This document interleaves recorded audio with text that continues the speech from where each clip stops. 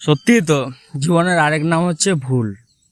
আজকে যে সিদ্ধান্তটা নিচ্ছি, আজকে যে কাজটা করছি, আগামীকাল গিয়ে দাঁড়িয়ে সেখানে দেখছি আজকের করা কাজটা ভুল করে গেছি।